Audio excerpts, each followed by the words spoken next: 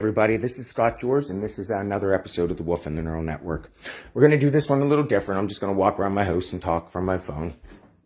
We're going to start it with just the basic question. How did my GPS get set to 9330, highway number 7, Stillwater, Nova Scotia? What are the associations with EMIC, SCL Group, Cambridge Analytica, and global election interference? Right? You see right there why Justin Trudeau isn't going to touch this and why they're all trying to cover it up, right? Right there. See, these topics, actually, there was a parliamentary inquiry into Canada into it and across the globe. This is really bad stuff, right? So now, think about my position. I want you guys to put yourself in my position. Imagine you were working at a job and you had to go tell your boss something serious was going on. And then, in that moment, your boss made a mistake and you realized that they were going to hide it. And so he could get what they want. So the only thing getting in between your boss getting what they want is you. So you go home, you're laying on your bed, you go into Google Maps and you find your GPS location set to a house 41 kilometers away from where you live. You go and you look up the land records and you find pictures at your boss's work of the owner. Be pretty suspicious, right? Of course it would. And then you find extremely lucrative contracts associated with them. And your GPS is being set there. It's spyware, okay? So then imagine that your wallet just goes missing, nothing else. It ends up with some police.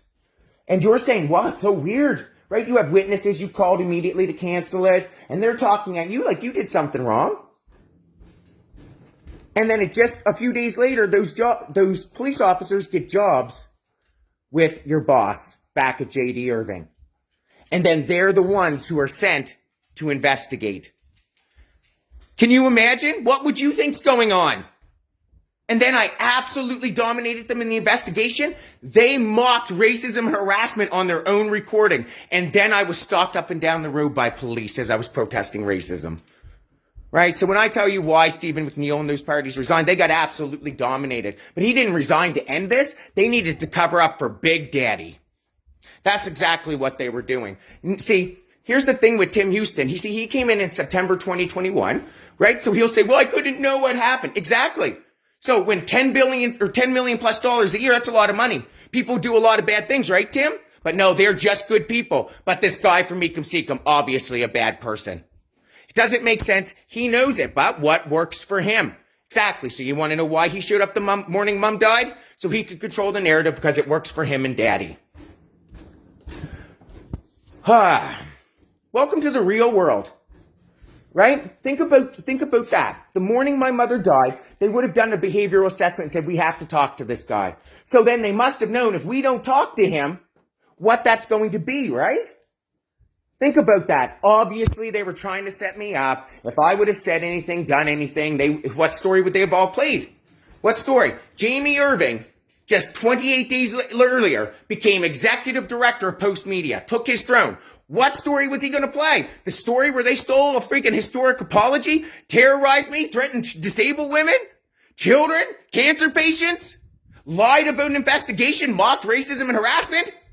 Or that I'm a piece of shit? Very clearly, look what they're doing now.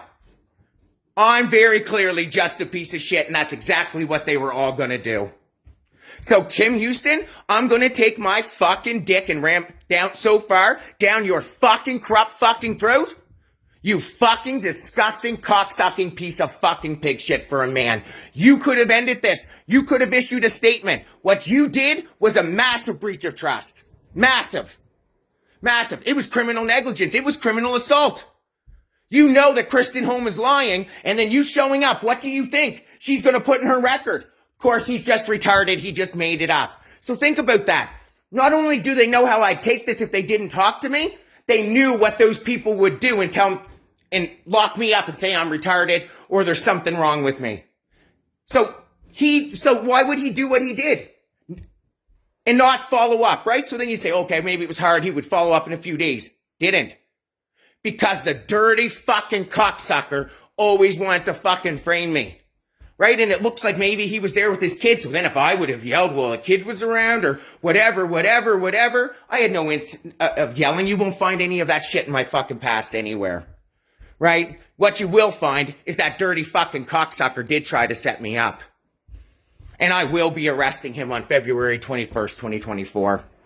RCMP have been asked to assist. He can just as simply, Nova Scotia, he can just as simply issue a statement on why he did it. That's right. And when he lies to Nova Scotia, and I prove that he was there, I am going to have him put in a fucking cage for 14 years.